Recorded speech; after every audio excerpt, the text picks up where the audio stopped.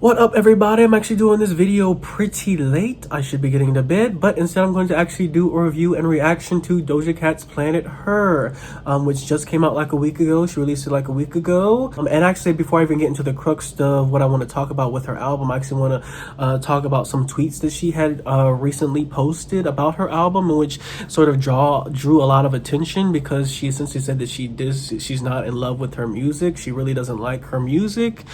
She wished that she loved her music the way that, you know, she loved listening to other people's music, and she loved listening to like all the beautiful music that she listens to. She just her music is just disappointed. And that, not that she went on to say, I think that she also went on to say that she doesn't necessarily hate her music, but she doesn't love it. She's just not in love with it. And I sadly agree with that statement. In terms of this album in particular, I am not in love with this Doja Cat's Planet Her whatsoever, the songs on it. And also her comments accompanied with the fact that recently I think her record company, you know, just like changed her status or something from rapper to American singer-songwriter. Like, I don't know if there's some funny stuff going on behind the scenes, and it feels like also accompanied with the fact that this album feels very generic to me. I'm just gonna be honest, go out and say it. This album feels very generic to me. Very generic pop music. Not a lot of depth here, in my personal opinion. It feels like she might be being pushed in that direction, and that maybe I think probably after Say So, maybe there was a decision made, because Say So was, even though it's kind of like psychedelic 70s funk music type of thing, but it's also very poppy as well. It has a pop flair to it. I think maybe somebody decided that Doja Cat is a pop artist and that she should go in that direction, that she could not be marketable in the sort of, well, I guess what they call the urban lane, but it's really just the black lane, the nigga lane. So probably accompanied with the fact that she also had that whole scandal where she was caught online in chat rooms calling herself the N-word and what looked like some sexual slave play type of stuff. And that's what it looked like. I've already talked about this in a previous video, and I'll link that in the description box below. About that whole fiasco and how she kind of pissed off black people after that. So maybe after that, a combination of that fiasco with the Say So phenomena that happened, and, you know, the fact that she took off pop-wise, I think that maybe she's being pushed in a pop lane and pop direction, but I don't think it's good for her. I also don't think it's what she really wants to do based on her tweets. If she's not in love with this music, I feel like, you know, she clearly doesn't want to do this. I mean, she doesn't want to do this entirely, at least. And to be honest, I've always found pop music to be kind of high-key offensive. I know that people try to act like pop is an actual genre, and to me it is not. Like, it just means popular music, and usually the people who are popular are put into that popular or pop music category are white, but the music that they do is usually watered down versions of black music. You know, when you go down the list, like Ariana Grande, who was on this album, what does she do? She clearly does R&B music. She clearly is copying a lot of R&B, soul-inspired music, black music. Adele, R&B, soul, funk music. Ed Sheeran, R&B, soul. I mean, every time Ed Sheeran comes up with a project, he is literally in some type of lawsuit with the Marvin Gaye estate because he's constantly stealing from him. Like, you can go down the list of artists who are considered pop. They're usually white, and they're usually doing some version of watered down black music. And that's what pop really means to me. That's why it's kind of high-key offensive that people try to act like it's a real genre. Like, it's just white people doing generic, watered down, easily digestible black music. A lot of people are saying online that this is better than Hot Pink, and while I hate it, I hate the title Hot Pink for that album because that feels so generic. But the music up there for a first album was actually pretty good. I thought for a first album, it's not a concept album, it's just a bunch of songs, but all of the songs sort of showcase her ability and her versatility and what she can do. She moves in and out of these different sounds and musical genres of, like, she does a little bit of rock and roll, a little bit like it's like a little punk rockish song up there. It's like some like 90s R&B with the Gucci Mane song. It's like the Say So psychedelic 70s funk. It's like the what was the in the desert, I forget what that is, rules, which is clearly a little bit more hip hop inspired. Like she moves in Hot Pink. She literally showcases what she could do. Hot Pink was her introduction. Like, this is what I can do, y'all. I'm not just this. I'm not a one-trick pony. I'm very talented. I'm very gifted, and I can move in and out of these different genres. And so then to get this album, Planet Her, when I was introduced to Planet Her and she came out with Kiss Me More, I was really excited. I love Kiss Me More. I love the, like, let's get physical inspiration of that song of Kiss Me More that she did, her and SZA. I loved the video for it and the visual. When I saw the visual, I got really excited because I thought, wow, we're gonna get a concept. We're gonna get we're gonna get into the world of what Planet Her even means, and it's gonna be otherworldly. There's probably gonna be like a story and a through line of a bunch of different videos and all these different things. And you get to the album, and that's not what it is at all. I honestly do not know what Planet Her means after listening to this album. I have no idea what it is. I have no idea what it means. I have no idea if it represents her or somebody else, or, I mean, if somebody can tell me what Planet Her means after listening to this album, what is it like to be on Planet Her?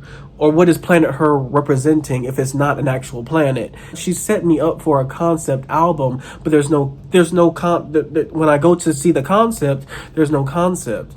You know, we start with Woman, which is like this very, like pop, flary, Afrobeat song. And I'm like, okay, we're getting started.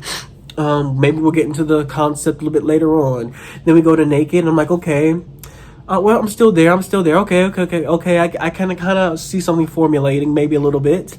And then we get to Payday, and she loses me completely. I never come back after Payday. I have no idea after Payday. Payday, I've seen people literally say that Payday is one of their favorite songs.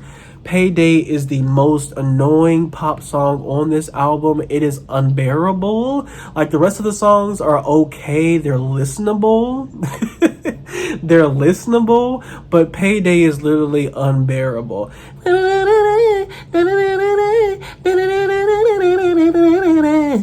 Yay. Like, it's just like so annoying, and Young Thug does not help the song out. Young Thug cannot save the song. The song is unbearably, incessantly annoying. It's more annoying and more unusually annoying and incessant than most pop songs are and sound. It is unlistenable. The concept of Planet Her is completely lost. The concept of being a woman, being a girl, I really thought when we got into Planet Her, I was gonna get a deeper album about like who she is, and what being a woman means to her, or what it was like being a woman in her predicament growing up, as who is Amara? It's like, I think her real name is Amara. Who is Amara? What was it like growing up as Amara? What did you learn as a woman? It's just it's just generic pop songs about wanting to be with a man. It should be called Planet Man, Planet Him, because all the songs are about wanting to be with him. All of the songs are about wanting to be with him, whoever this him is. We don't even get that. And so it's just like, okay, to get into some other tracks that I know are standouts to people. Get Into It, Yeah. Get Into It, Yeah is very odd. It's very weird. It's very short. A lot of these songs also are very short. They stay within the 2-minute mark. I guess because they're specifically made for streaming. This album is clearly curated for streaming services. Like, it's clearly not curated for those of us that like projects and album projects, you know, to listen, because we actually view albums like books, you know, like we actually listen to albums just like we read books, you know, we actually listen to albums just like we watch movies, you know. These albums clearly just for like TikTok and like little quick hits that you keep replaying over and over again. It's the catchy hook, catchy hook, catchy hook. Just keep pressing that button and replay. Noticeable thing about Get Into It, yeah, that people are commenting on is the fact that there is sort of this homage to Nicki Minaj at the end of it. Doja Cat has always talked about how she loves Nicki Minaj, how she's been influenced by Nicki Minaj. Even if Doja Cat never said she was influenced by Nicki Minaj, we can all tell. We can all tell from her previous music, the way that Doja rides beats, the way that she switches flows, the way that she does different voices, the way that she incorporates and infuses a lot of like that sing-songy like R&B with also like the rap, and she goes in and out of that so effortlessly and easily, the way that Nicki used or still does too. Like, we can all tell that you've been influenced by Nicki Minaj. And also she did a song with Nicki Minaj, which she said was like the greatest moment because she has always loved her and stuff like that. And so she does this sort of, at the end of the song, she does this verse where it's clearly a bite off of one of Nicki Minaj's old flows. Like, it sounds almost like Nicki Minaj, scarily like Nicki Minaj a little bit. And it's kind of weird. And then at the end, she says, "I love you, Nicki." And it's a little bit strange to me. Like, I know that that was supposed to be kind of like a sweet moment, but it was a little bit weird to me. It feels like, you know, it's sort of like when somebody's doing too much. You said that you loved her. She did a song with you. Y'all did a song together that went #1.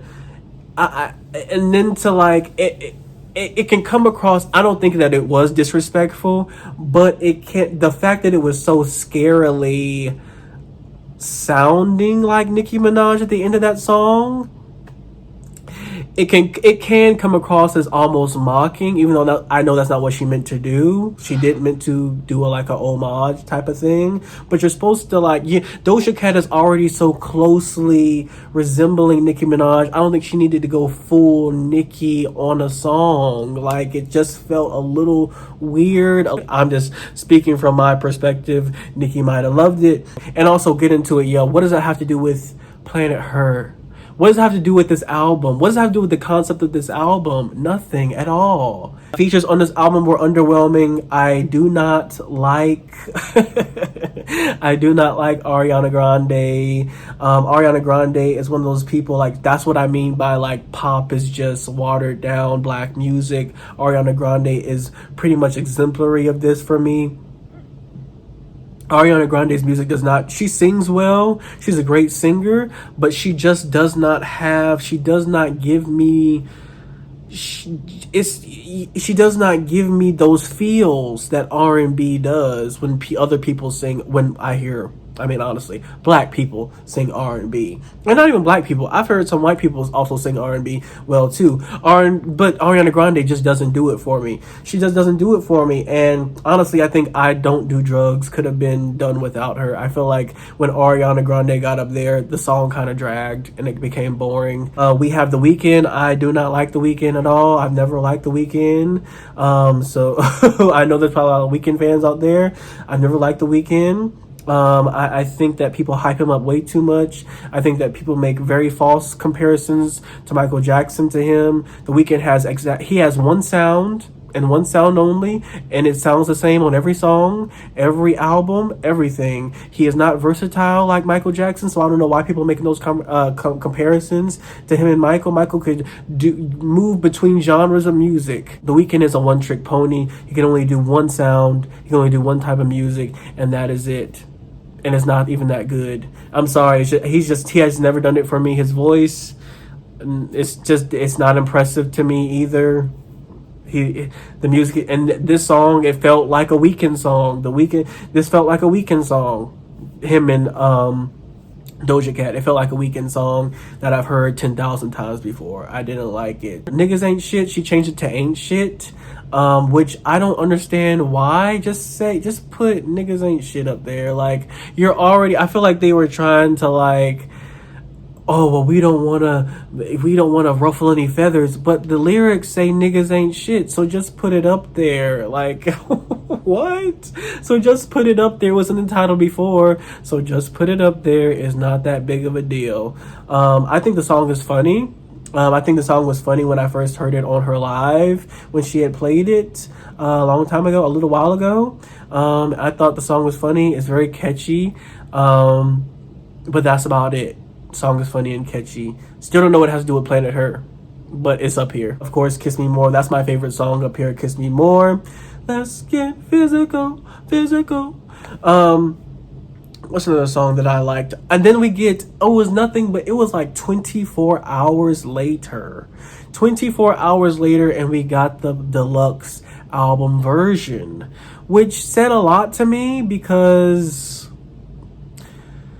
like, who, after releasing their album, in 24 hours after releasing their album, releases the deluxe version of their album? And then the songs that came with the deluxe version were just sort of, there was an extended version of a song that I did not want. I think it was of that Weeknd song that I did not want or ask for. And then it was like songs that had nothing to do, again, with explaining to me what Planet Her means. It was like a song with Eve. Oh my, I wish they would have kept that song off. I did not like that song at all. I think that was Eve. That was probably one of the worst Eve verses I have ever heard her rap, ever. I know that Eve did not give a entire fuck about that song whatsoever. That song, literally, she says nothing. That was one of the worst Eve verses I've ever heard. The why with Gunna, it's okay. It was okay. I think I do like the I think it's Up and Down or Up and Bounce or something like that. I do like that song. I do like that song up there on the deluxe version. But there's really not much about this album that is,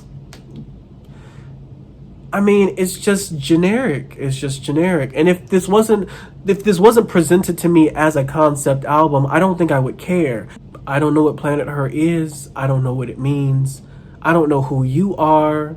Like, who are you? And really, one thing that I really have an issue with, not only just with Doja Cat, but with a whole lot of new artists, is that you just find out that they don't have anything to say.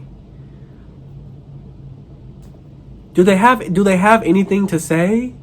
Do they have any, is that why she couldn't really feel this album with an actual concept, because she didn't have anything to say? Or is it because the record label, RCA, is pushing you in a different direction? Which one is it? Do you have nothing? Like, I would rather it be that the record label, personally, is just like, they have their foot on your neck and they're pushing you to do something different than what you wanted to do. That this is really just the record label's album cut version. Because if you have nothing to say, then that's sad. Let me put one more thing. It doesn't make sense. Why would you do songs with Young Thug and Gunna and make them popish? Why would you get on records with Young Thug and Gunna and make them popish? These are niggas. Why? Like, I understand that The Weeknd is a nigga too, but like, he has completely they've completely transitioned him over into the pop fluff lane, in my personal opinion. And they're also trying to make this comparison between him and Michael Jackson. This man hasn't, I'm not even gonna get into all that, but like, Ariana Grande and The Weeknd are clearly pop artists, to me anyway. They both are pushed heavily in that space. But then you also pair yourself with Gunna and Young Thug, who are niggas, who do like nigga music. Like, you should have done nigga songs with them. Like, that was a missed opportunity. Also, to market yourself, also in terms of just marketing yourself within that urban lane. I think that that is a big mistake. I do not think that Doja Cat can survive without a core black audience. I do not think that she is The Weeknd and she can survive without a core black audience. I'm sorry, I don't think that she can. And The Weeknd kind of does have a core black audience because of those first few albums when he was more urban, you know, and he was with Drake. But I don't think so. He does have a core black audience. I don't think that Doja Cat can survive without a core black audience, and she's yet to establish like one, and that is important. And I just saw that like Young Thug is up here, and Young Gunna's up here in the deluxe version, and you do Payday with Young Thug. Why would Young Thug be on that song? But let me know what you guys think down in the comments below. And I'll see you next time, actually, for the video that's dropping next with Tyler, the Creator. And call me if you get lost.